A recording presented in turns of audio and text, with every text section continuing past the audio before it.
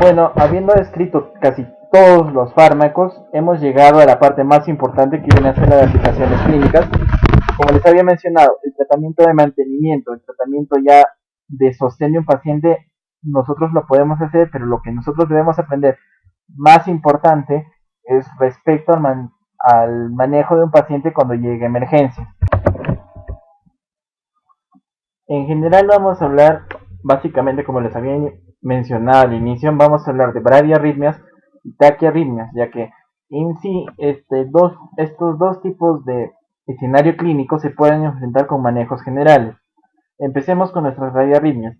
Supongamos que nosotros tenemos un paciente que llega, es un paciente varón de 35 años que llega a emergencia, siente palpitaciones, a la vez está sudoroso y frío. Entonces lo que nosotros, después de analizar y tener un diagnóstico claro, más o menos una aproximación que podríamos tener en ese momento, si es que no contamos con un electrocardiograma, es primero medir el ritmo de las pulsaciones mediante la auscultación y lo último, contar la cantidad de pulsaciones y a la vez de la frecuencia cardíaca para determinar frente a qué problema podríamos estar. Una vez determinado esto, tenemos que nos enfrentamos a una bradiarritmia. En cuanto a nuestro manejo general, tenemos un paciente con diagnóstico definido, por lo cual lo separamos en dos clases. Un paciente que está hemodinámicamente inestable, es decir, que está con tendencia a la hipotensión, está sudoroso, con síndrome está con síntomas simpáticos, es decir, vamos a ver sudoración, va a haber alteración del estado de ánimo y ciertas otras características que ya van a aprender luego. Hemodinámicamente inestable, este paciente empezamos principalmente con la suministración de oxígeno por cánula nasal, claro, habiéndolo antes saturado para ver si es que en realidad necesita esa necesidad de oxígeno, para ver la necesidad necesaria de reajuste de cantidad de oxígeno suministrado a este paciente, lo mantenemos en nada por vía oral. El primer manejo de este paciente al encontrarlo con una bradiarritmia va a ser la diatropina a 0,5 a 1 miligramo intravenoso involo, que podemos repetirlo cada 2 horas o dependiendo de eso con un tope máximo de 3 miligramos. Si el paciente continúa hemodinámicamente inestable, debemos comenzar con inotrópicos positivos y con fluidoterapia, principalmente la fluidoterapia de inicio con solución salina, principalmente 500 mililitros STAT, con la continuación subsiguiente de 500 mililitros en la siguiente hora y reevaluar respecto a la evolución del paciente. Sin embargo, si encontramos a nuestro paciente hemodinámicamente estable, el manejo de este tipo de pacientes ya va a ser más o menos calmado y puede ser llamado por consultor externo. Pero si nosotros vemos básicamente que llega emergencia y está disneico el paciente, lo que podemos hacer es suministrar oxígeno por cánula nasal, también mantenerlo en nada por vía oral, monitorizarlo con un electrocardiograma constante de 12 bandas, valorar la colocación de un catéter venoso central para el posible intervencionismo, y en ciertos casos podemos valorar la posibilidad de cardiovertir, aunque no es lo más recomendado. Respecto a la bradicardia sinusal y el bloqueo auriculoventricular, que vienen a ser una de las patologías que farmacológicamente se puede abordar muy rápidamente, teniendo como principal etiología la bradicardia sinusal en atletas, algunos fármacos como los betabloqueadores, bloqueadores de canales de calcio, digoxina, miodarona, litio, morfina, clonidina y propafenona, así como incremento del tono vagal puede estar dado esto. Ese incremento del tono vagal puede estar dado por un paciente que está vomitando por mucho tiempo, hipotermia, hipotiroidismo, infarto agudo de miocardio y un aumento en la presión intracraniana. El bloqueo auriculoventricular, principalmente con etiologías o factores precipitantes, tiene el infarto agudo de miocardio, isquemia, beta bloqueadores, bloqueadores de canales de calcio, digoxina, hiperpotasemia y patologías valvulares. Asimismo, miocarditis. Y puede tener también causa congénita. Entonces tenemos a nuestro paciente ya con diagnóstico definido. En terapia de emergencia lo que nosotros vamos a empezar es vamos a evaluar si el paciente presenta ciertas características de hipoperfusión, principalmente ver si está hipotenso o está somnoliento. Comenzamos con atropina 0,5 intravenosa in bolo con un tope de 3 miligramos, repetirlo entre 1 o 2 horas más o menos. Podemos seguir con isoprotenerol, una infusión continua de 2 a 10 microgramos por minuto. Si vemos que el paciente persiste inestable hemodinámicamente, podemos recurrir a teofilina en una infusión continua de 0,2 a 0,7 miligramos por kilogramo de peso en 1 hora. O en todo caso, después de este manejo y conseguimos que el paciente vuelva a estar hemodinámicamente estable y está de momento con una frecuencia cardíaca aceptable, tenemos que buscar la corrección de la etiología. En el tratamiento de mantenimiento, sin embargo, lo va a realizar el cardiólogo ya con una terapia más dirigida que puede involucrar procesos de ablación por radiofrecuencia o distintos tipos de tratamiento que se usan actualmente con intervencionismo cardíaco. En cuanto a las taquiarritmias, que vienen a ser el otro extremo del cuento, tenemos los factores precipitantes comunes, principalmente patología cardíaca, ya sea insuficiencia cardíaca, infarto agudo de miocardio. Principalmente tenemos a la patología valvular mitral como uno de los encadenantes también, enfermedades congénitas, asimismo el uso de fármacos, los mismos antiarrítmicos, simpático-miméticos, antidepresivos tricíclicos, aminofilina, cafeína, alcohol, y también investigar y observar si es que hay posibles alteraciones metabólicas, por ejemplo, alteraciones en los niveles séricos de potasio, de calcio, una disminución de magnesio, una disminución del oxígeno sanguíneo, un aumento del CO2, o en todo caso pacientes que presenten una acidosis metabólica. Asimismo, pacientes que presenten patologías endocrinológicas como hipertiroidismo o feocromocitoma. Y otras causas que pueden condicionar esto vienen a ser el fumar, el estrés, fatiga y la fiebre en cierta forma. Entonces, el manejo general de las taquiarritmias, al igual que las bradiarritmias, nosotros tenemos que hacerlo dividiéndolo.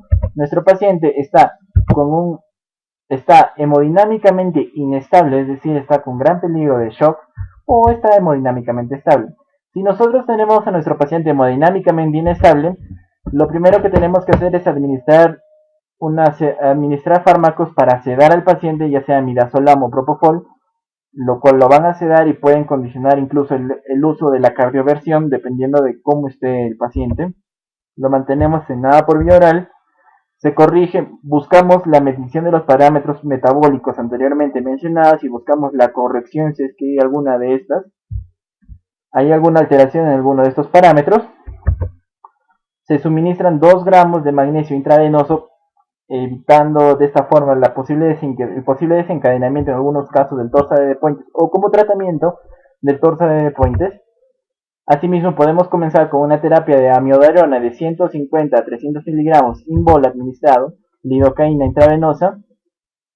Sin embargo, si nuestro paciente está hemodinámicamente estable, lo que nosotros podemos hacer básicamente es valorarlo, y lo primero que tenemos que hacer es monitorizarlo con un electrocardiograma de 12 bandas. Asimismo, podemos intentar realizar maniobras vagales, principalmente el masaje de seno carotidio o que el paciente realice la maniobra de Valsalva, principalmente con la maniobra de Valsalva que está desencadenada por el hecho de tosear. Entonces la recomendación al paciente es que esté toseando, y en el caso contrario que el paciente no se encuentre lo suficientemente dispuesto a hacerlo, realizar el masaje del seno carotidio. Si vemos que el paciente no mejora y está empeorando su condición general, lo que nosotros podemos hacer es la administración de adenosina 6 miligramos intravenoso STAT, es decir, al momento.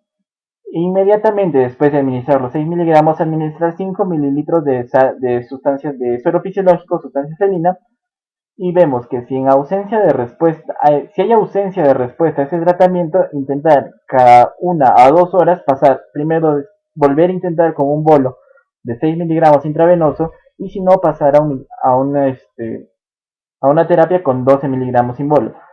Si esta terapia no revierte lo que viene a ser la taquiarritmia, lo que nosotros podríamos buscar es el hecho de generar una cardioversión, generalmente entre 100 y 300 joules los que se deben aplicar en este momento. Tenemos a nuestros manejos específicos ya para ciertas patologías que son englobadas.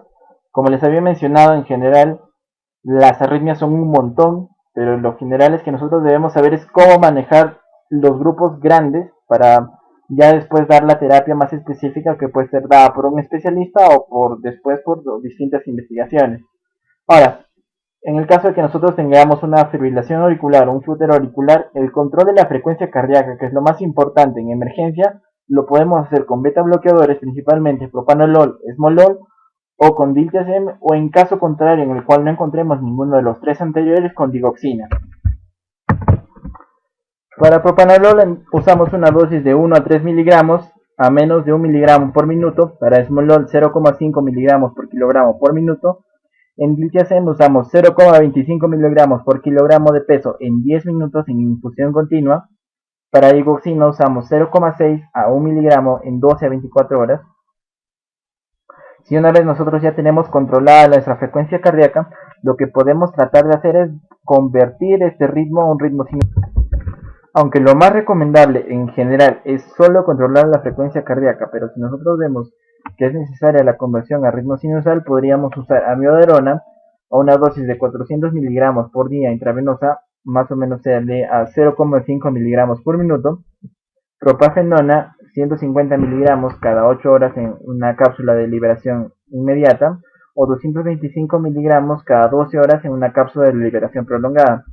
Asimismo podemos usar sotalol y flecainida en las dosis que ustedes están observando ahí, pero principalmente se usan amiodarona y propafenona, teniendo en cuenta que el propanolol es de comienzo uno de los fármacos más útiles para el control de la frecuencia en este tipo de taquiarritmia.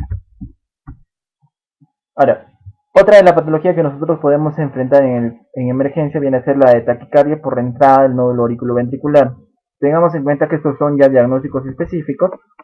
El control de la frecuencia cardíaca en emergencia se puede hacer con adenosina, con verapamilo, propanolol o propafenona, prefiriéndose los tres primeros, teniendo dosis de 6 a 12 miligramos intravenoso para adenosina, 5 a 10 miligramos para verapamilo, que se debe dar en 2 minutos por vía intravenosa.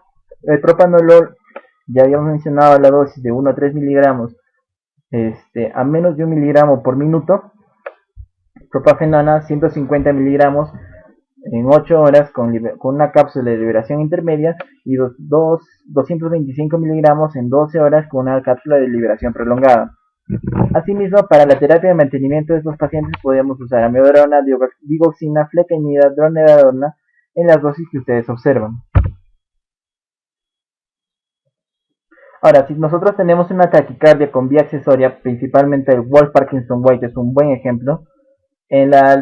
Si vemos que tenemos una alteración aguda en el nódulo auriculoventricular, podemos usar adenosina 6 a 12 miligramos por vía intravenosa, propanolol 1 a 3 miligramos a menos de 1 miligramo por minuto, y vemos que si está definida la vía accesoria como en Wolff-Parkinson-White, que es una vía que puede ser una vía accesoria anatómica muy definida, el principal tratamiento de este tipo de patologías es con la ablación por radiofrecuencia. Sin embargo, para el tratamiento de emergencia podemos usar ibutilida 1 miligramo cada 10 minutos y repetirlo cada 10 miligramos repetirlo cada 10 minutos.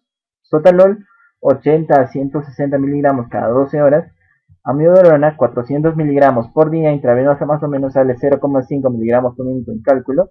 Lisopiramida 150 miligramos cada 6 horas en una cápsula de liberación inmediata, y 300 miligramos en una cápsula de liberación regulada. Por último, tenemos a la taquicardia ventricular como una de las taquiarritmias que más quizás se pueda afrontar dentro de lo que es la sala de emergencias.